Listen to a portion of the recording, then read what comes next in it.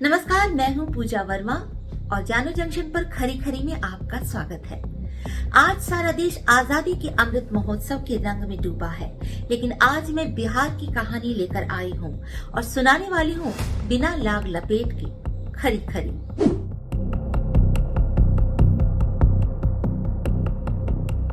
भारत के लोग खुश हैं कि 75 वर्ष पहले हमने अंग्रेजों की सत्ता पलट दी थी। बिहार में भी सत्ता पलट चुकी है, लेकिन नीतीश कुमार वो खिलाड़ी हैं कि बिहार में लगभग 20 वर्षों से चित्त भी नीतीश और पट्ट भी नीतीश होता है। पर अब बस, नीतीश कुमार इस बार अपना सम्मान खो चुके हैं, जनता की नजरों से गिर गए हैं। इतनी बार सिद्ध कर चुके कि उन्हें सिर्फ कुर्सी से मतलब है।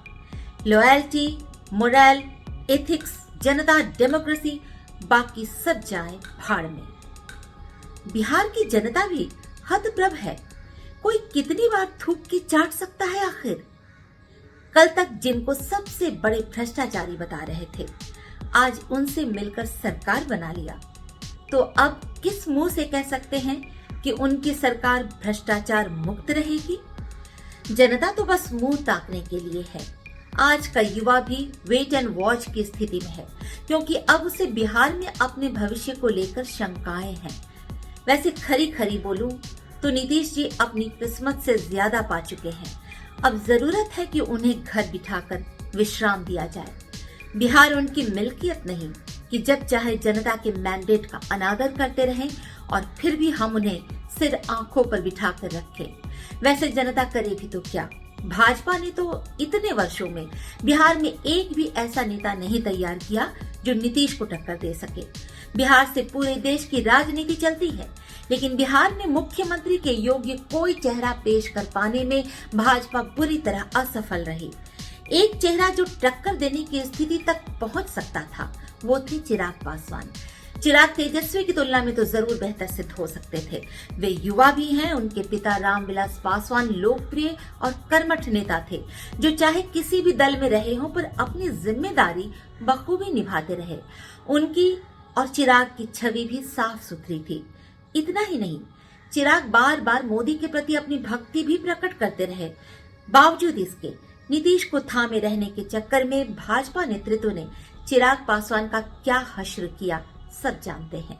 चुनाव में उनसे अपना काम निकलवाकर ऐसा कोने में दे फेंका जहां से वो अब तक उबर नहीं पाए।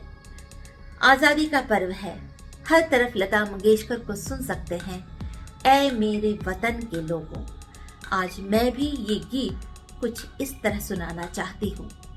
ऐ मेरे बिहार के लोगों, जरा आंख में भर लो पानी, जो जिए थे लालू राज में उनकी, जरा याद करो जिंदगानी।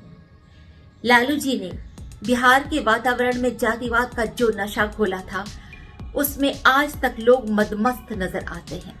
लालू युग में ज्यादातर मुख्य पदों पर जाति विशेष का अधिकार होता था और मुख्यमंत्री खुद ये संदेश देते थे कि भूरा बाल साफ करो। भू यानी भूमिहार, रा यानी राजपूत, बा यानी ब्राह्मण, ल से लाला यानी कायस्थ। इस तरह राजद सरकार के कार्यकाल में पूरे बिहार में अगड़ी पिछड़ी जाति का अखाड़ा तैयार किया गया। शहाबुद्दीन जैसे कई अपराधियों को टिकट, ताकत और संरक्षण दिया गया। उद्योग की स्थिति ये थी कि पूरे बिहार में सिर्फ 2 ही उद्योग फल फूल रहे थे, अपहरण और रंगदारी। हर दुकानदार को रंगदारी टैक्स किसी न किसी गुंडे को देना ही पड़ता था ताकि वो दुकान चला सके। बिहार के कितने कुशल डॉक्टर्स ने बिहार छोड़ दिया, व्यवसायी उद्योगपतियों ने बिहार छोड़ दिया, क्योंकि ये ही सबसे बड़े टारगेट थे। हर रोज इनका या इनके बच्चों का अपहरण अखबार की हेडलाइंस होती थी। शिक्षा व्यवस्था ध्वस्त थी, किसी भी स्कूल में पढ़ाई नहीं होती थी। सरकारी स्कूलों में गाय भैंस बांधे जाते थे। भैंस चराते चराते बच्चे पढ़ाई कर लेंगे। लालू जी की इस अद्भुत आइडिया को लेकर चरवाहा विद्यालय शुरू हुआ, जिसमें पढ़कर कुछ ही समय बाद चरवाहे तो बन गए, पर विद्यालय कभी नहीं बने। बिहार में रहकर छात्रों का भविष्य अंधकार में था, इसलिए बिहार का छात्र दूसरे राज्यों में जाकर पढ़ने के लिए मजबूर था और उनके माँ बाप अपना पेट काट कर भी ये खर्च उठाते थे। 10वीं की बोर्ड परीक्षा हो या विश्वविद्यालय की परीक्षा, आराम से किताब खोलकर चीटिंग होती थी। और चाकू सामने डेस्क पर गाड़कर शिक्षक को बता दिया जाता था कि do not dare to disturb. कॉलेजों में एग्जाम्स और उनके रिजल्ट्स 2-2, 3-3 साल लेट होते थे। 3 साल के ग्रेजुएशन कोर्स में 5 साल आराम से लग जाते थे। वैसे भी पढ़ लिख कर करना क्या था, सरकारी नौकरियों के लिए भी रेट फिक्स थे। घर जमीन बेचकर लेनी हो तो ले लो। और अब राजद सरकार के दौरान महिलाओं की स्थिति भी जान ले। सड़क चलती महिलाओं के साथ छेड़खानी, अपहरण, ये तो इतनी आम बात थी कि लड़कियां कॉलेज जाने में भी असुरक्षित महसूस करती थी। सड़क चलती लड़कियों के दुपट्टे खींचकर हवा में लहराना रंगबाजी की शान समझी जाती थी। और अगर कोई लड़की सूरज ढलने के बाद घर से निकलने की हिमाकत करे तो कभी न कभी उसे इसकी सजा मिल ही जाती थी, या फिर उसके चरित्र को 2 नंबर का सर्टिफिकेट मिल जाता था। अब अन्य सुविधाओं की बात भी कर लें। गांव का तो छोड़ ही दीजिए, राजधानी पटना में सुबह दोपहर शाम 2-2 घंटों के लिए बिजली आ ही जाती थी।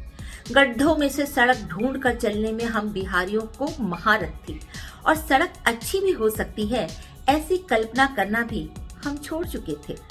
लालू जी की पुत्री की शादी में शान बढ़ाने के लिए पटना के शोरूम से नई गाड़ियां उठा ली गई। गरीबों को जाड़े के दिनों में जो कंबल बांटे जाते थे वो रात को अशोक राजपथ की दुकानों से लूटे जाते थे। कॉलेज का बड़ा बाबू हो या दफ्तर का अधिकारी, घूस लेना उसका अधिकार था और घूस देना बिहार की जनता का कर्तव्य।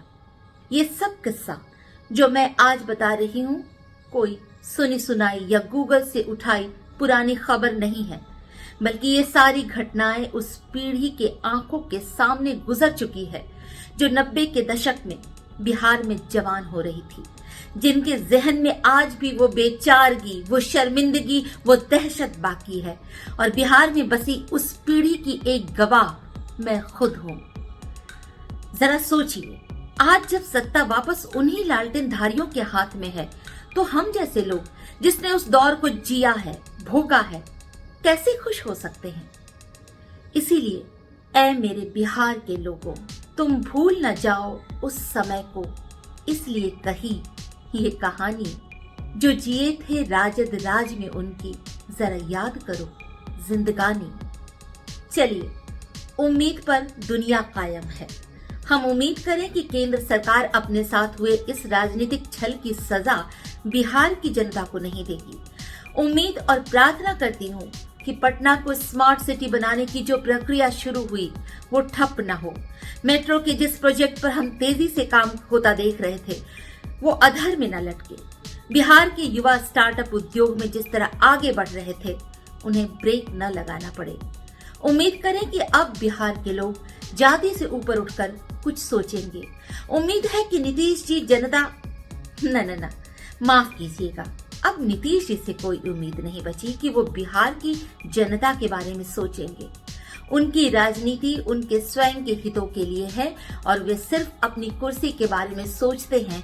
ऐसा उन्होंने कई बार डंके की चोट पर सिद्ध किया, पर जनता इतनी भोली है कि मानने को तैयार ही नहीं। कुछ लोग कहते हैं कि लालटेन बदल चुका है, इसे भी सच मानने को जी चाहता है, और ना माने तो चारा भी क्या है। पर साथ ही साथ एक स्वयं सिद्ध कहावत भी याद आ जाती है जिसमें बताया गया है कि चोर चोरी से जाए पर हेरा फेरी से ना जाए। उम्मीद करें कि ये कहावत भी झूठी साबित हो। जय हिंद।